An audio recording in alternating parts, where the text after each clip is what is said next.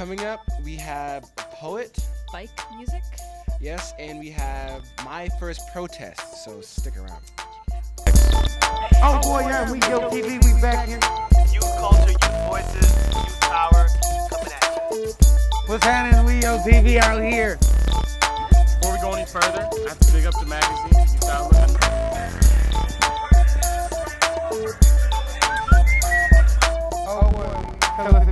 Youth Outlook, chronicle of young people's lives in the Bay Area. Known all over the Bay and beyond. Got a lot of good stuff for you this time. Yo! How's it going, people? I am Donnie. I'm Ming. Yes, and we're sitting here in our office, but it's really nice outside, so we might end Nice up and out warm. there in a little bit. The first story we're going to bring you is about a young man who rides around the streets of San Francisco. Maybe you've heard him Or seen him. or heard seen him on his literally. bike with huge speakers, just blasting a bunch of different types of music in different types of towns and around San Francisco. So So we followed him around literally yeah, followed him. Got a as he got a was camera. biking. Yeah. It's kind of crazy. You have to know that none of the music in it was done in post. It all happened at the time. So check it out.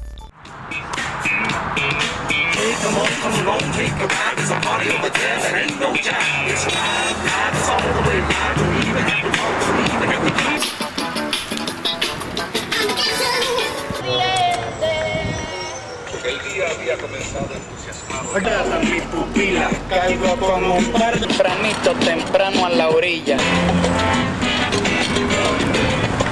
My name is Donalio Francisco Saldana. I just go by Donald.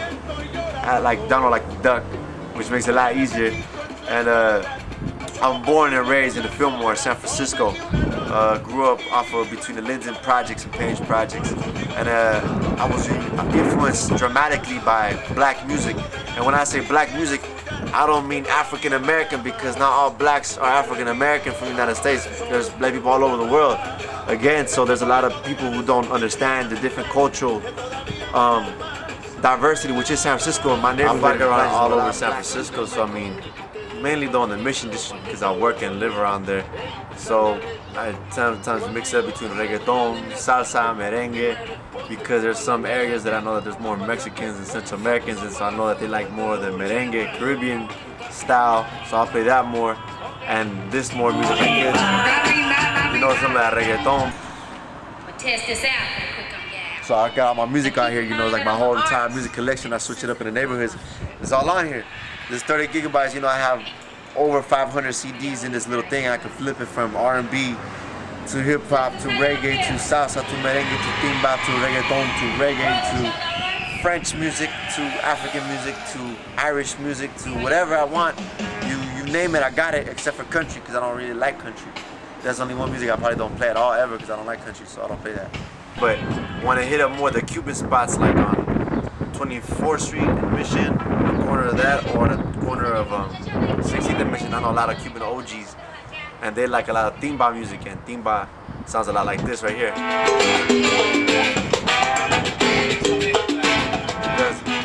Yeah. And some people may like it, some people don't. He just liked it right now.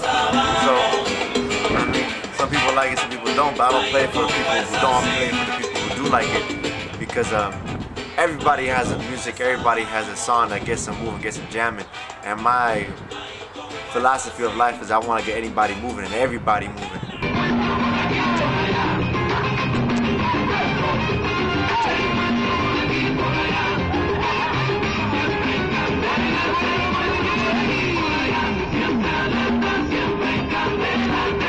And it's like I try to figure out what neighborhoods I'm in to see what music will reflect those demographics. We'll stop on 23rd Street so you can get the reaction. So you get the reaction of the guy from the thrift stores when he hears me walk by and watch.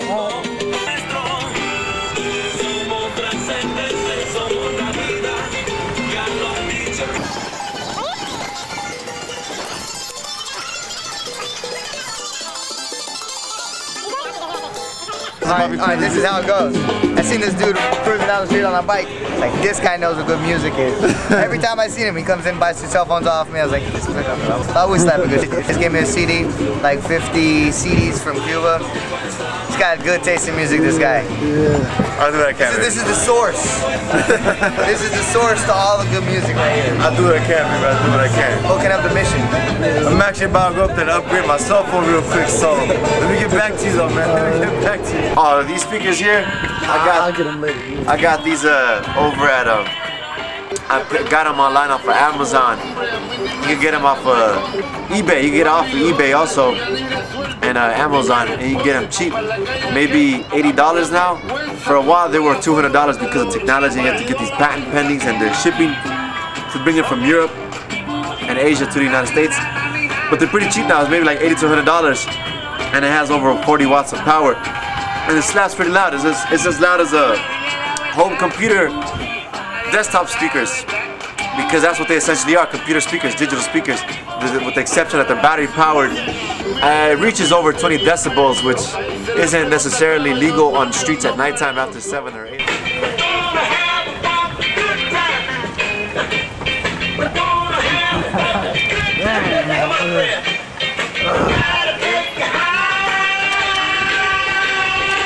No, one time when they run out of battery, that's the only thing about it, because the thing about it, I charge it for like 10 hours, and it only lasts me 4 hours, so I mean, I can't use anything more than 4 hours. I gotta constantly be charging, so as soon as I get to school at City College, I'll plug it in into my adapter at the schoolhouse, or you know, as soon as I get something to eat at McDonald's or something, I'll plug it in at the wall outlet at McDonald's or something like that, and I charge it wherever I go. I have to charge my MP3 player, and I have to charge my backpack, so it's two things that's charged.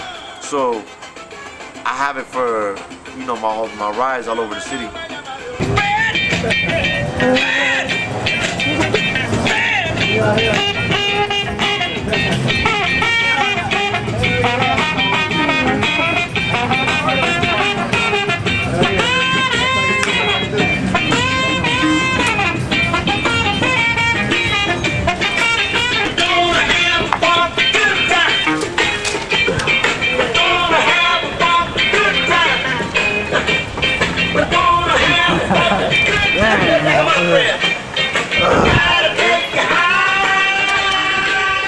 We're here May 1st, solidarity with all people, the workers, immigrant struggle, the youth, here to voice our opinion, you know what I mean, that all people deserve the basic human rights, not even just civil rights, but human rights to live, human rights to survive, human rights to provide those resources for the families. Today is not a day for immigrants or just for black folks or just for Asian folks. Today is a day for all of us who are oppressed by this capitalist system to come together and say no.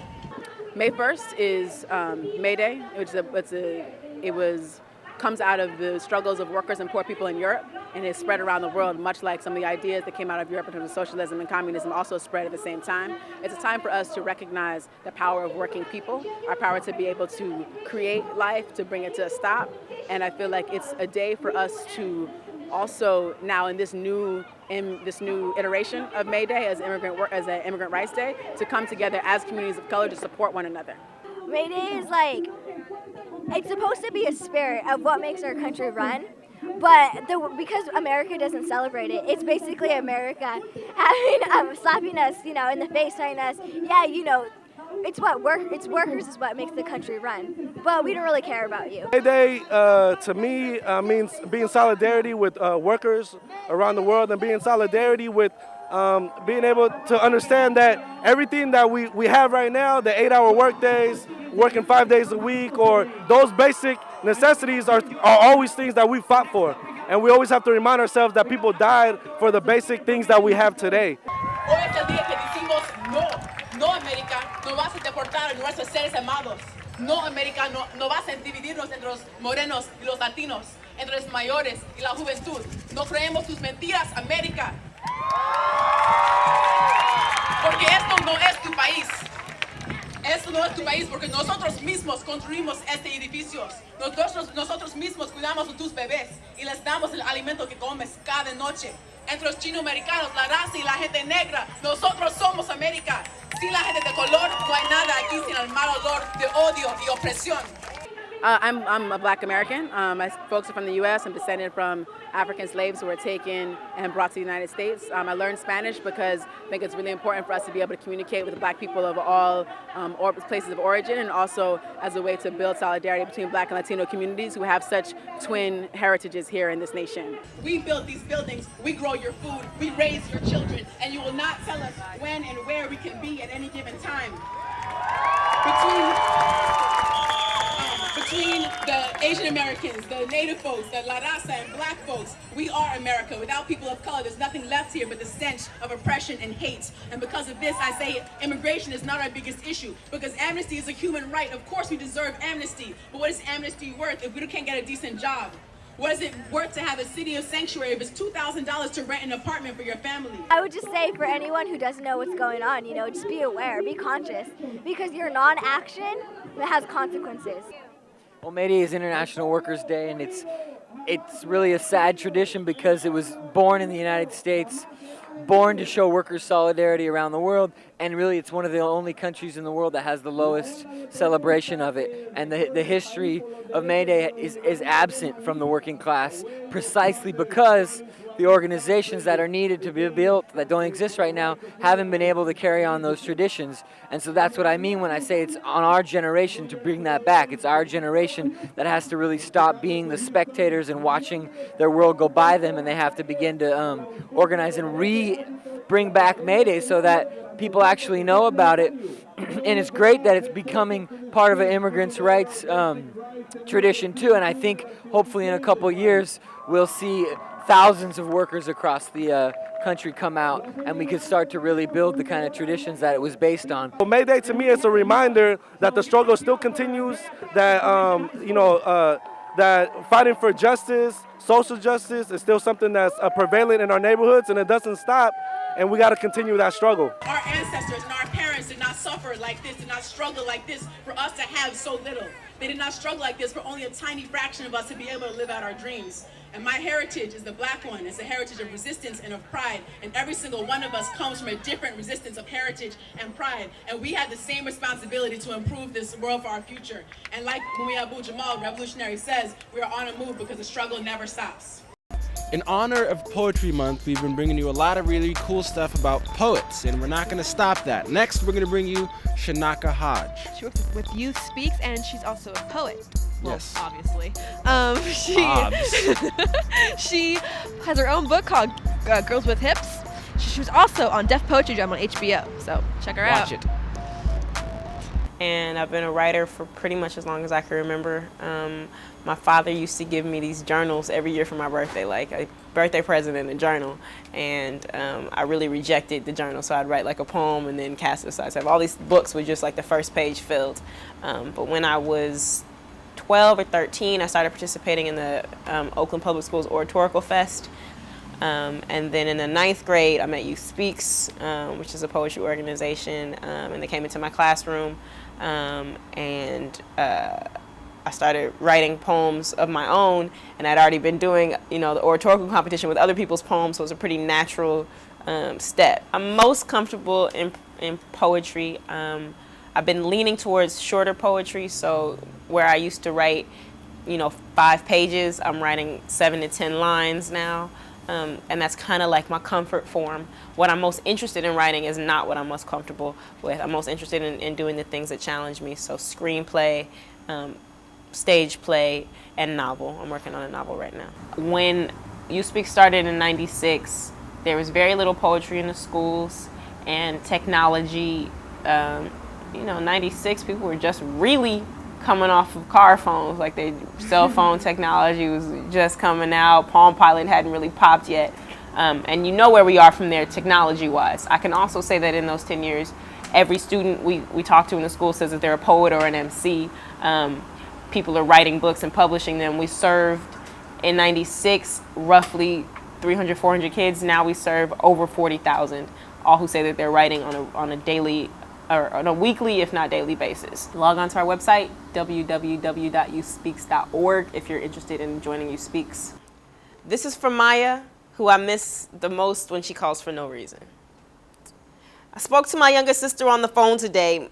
Mostly because she's at that stage where girls must talk on the phone until they are sore at the gums because pop and gum just don't get it anymore. Because she's now one of the cool girls at school, and even at 11, she must hold it up to her head while little Romeo and his pops work it out on Nickelodeon. And I spoke to my youngest sister today. Apple of my eye, one of my favorite siblings, I think, because she looks like me at fish and smaller children and mountains and fried chicken and an excessive amount of television on Sunday mornings. And I know it's wrong to have favorites, but if you don't tell nobody, neither will I.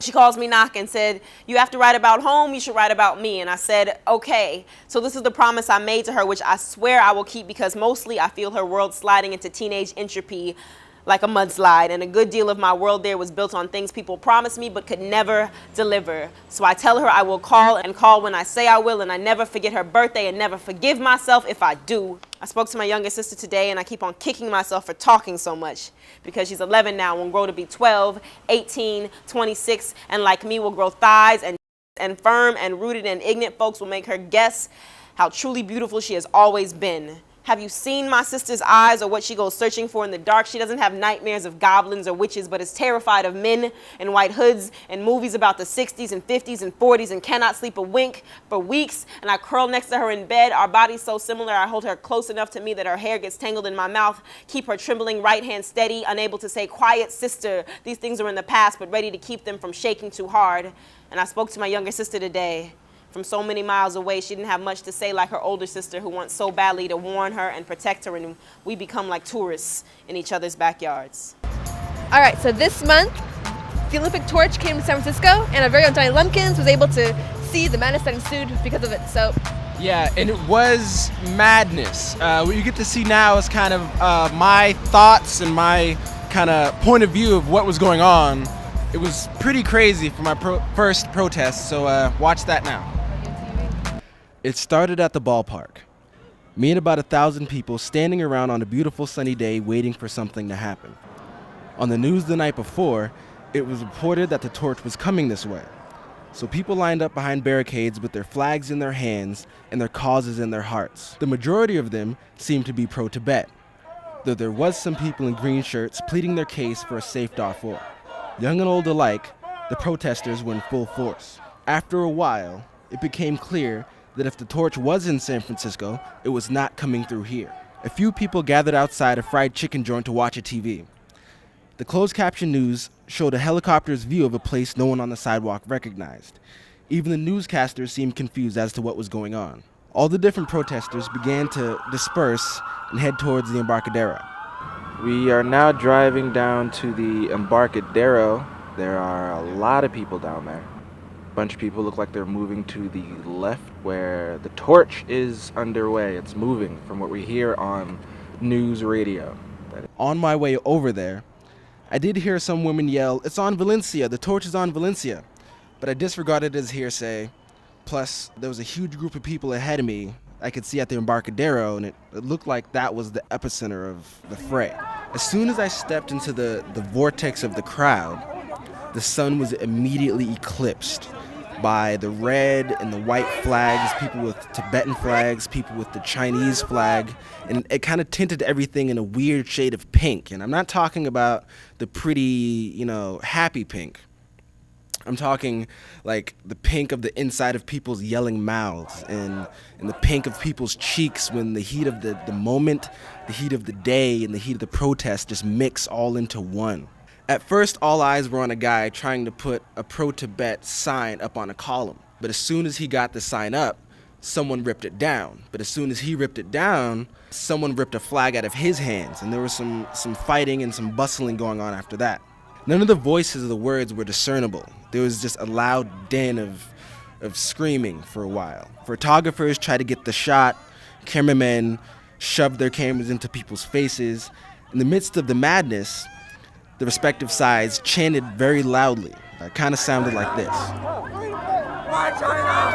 But the chants that kind of, went together were the only thing the sides seemed to have in common. Within the sides of the groups, pro-China and pro-Tibet, there seemed to be like subgroups as well. Like for the pro-China side, there were a lot of young Chinese people who, no matter how loud it got, no matter how in your face the pro-Tibet people got, They stayed strong and just, they just stayed there, unwavering. And then there were the older Chinese folks who just wanted to have a conversation rather than scream and fight and yell. On the Free Tibet side, there were a bunch of subgroups. There were the Chinese for Tibet, there were the Tibetans for Tibet, there were the gutter punks for Tibet, there were the hipsters for Tibet. And there were just a couple of guys who wanted to get in fights, and there were like 2 dudes who just had Go Warrior signs, which I think pretty much confused everyone. The thing that really struck me, though, was how many young people were there. Kids with homemade signs and t-shirts. Though sometimes, underinformed, they were right in the bulk of it, yelling their heads off. Most people had simple protest in mind. Whenever the shoving got to be too heated, most of the time provoked by someone who just wanted to start trouble, both sides would respond with, "No violence, no violence." All in all, standing in the middle of the madness of the Embarcadero, with no torch in sight, on a sidewalk I've been on countless times, shaded in red, no stance of my own, I could plainly see that most of the people out there felt really strongly about their cause, and were out there to change people's minds any way they could.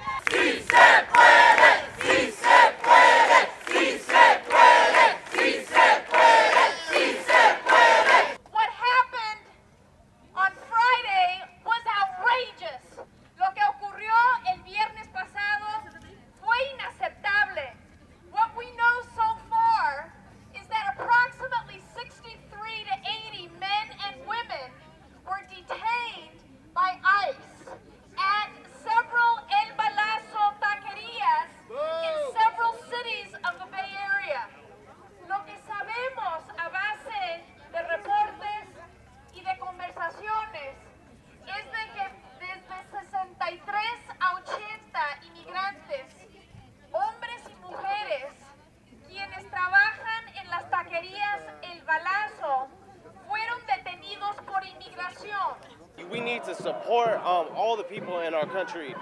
We can't just pick and choose who we want to succeed and who we're going to give the best opportunities to. I have many friends, family, and loved ones who are undocumented citizens who don't have the right to go to school, the basic right to rent out places and support their children. And it's just a horrible thing that we need to treat these people who have great hearts and who help our country so much, and we don't recognize it. So I'm here today to show vocal support to support all of our people, and that's what we really need to do, regardless of skin color, regardless of where we come from.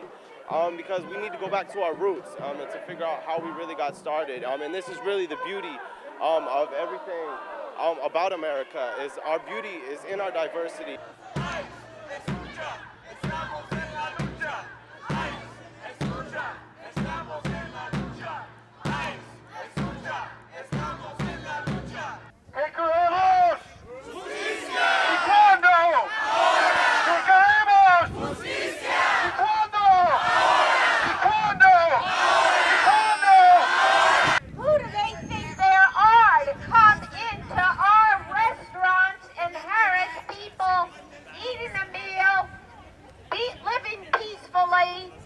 in San Francisco. That is not the attitude that we want in San Francisco.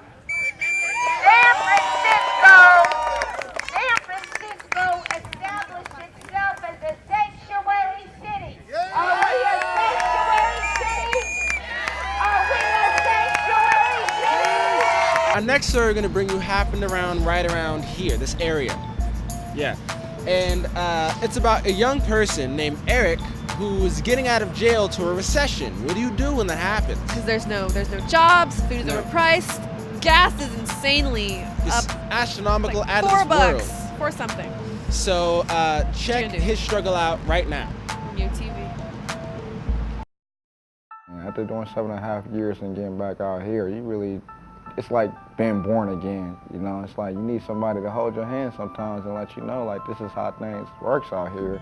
You don't learn about this kind of stuff in prison. They don't prepare you for this.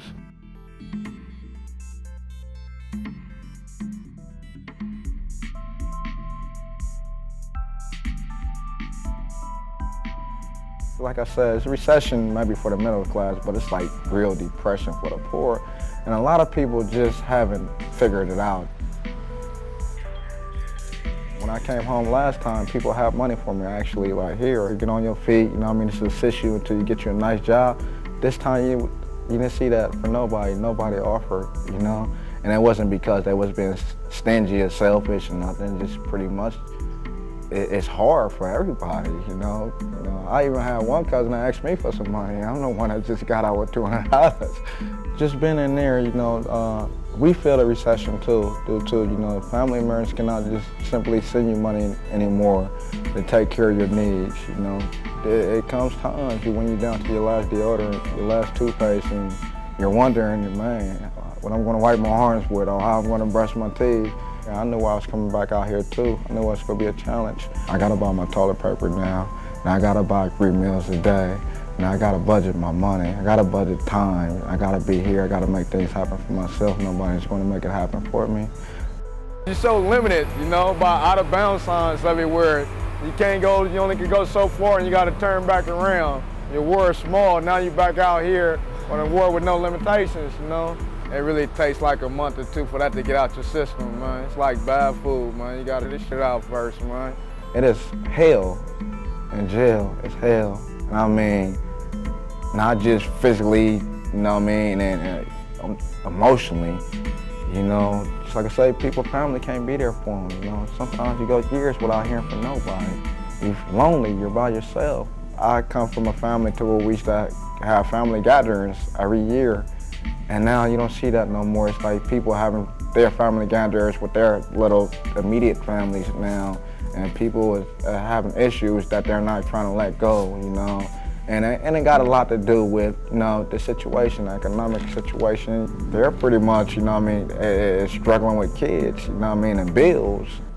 Before I left, you know, people was running around with the tanks half full or full.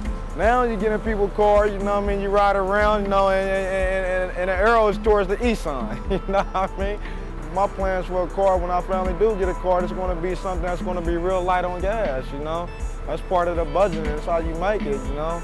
I can't worry about half my check going to a gas tank, you know? That's just ridiculous, you know? And you paying the bills, how you going to save something to succeed in life? How you going to save anything?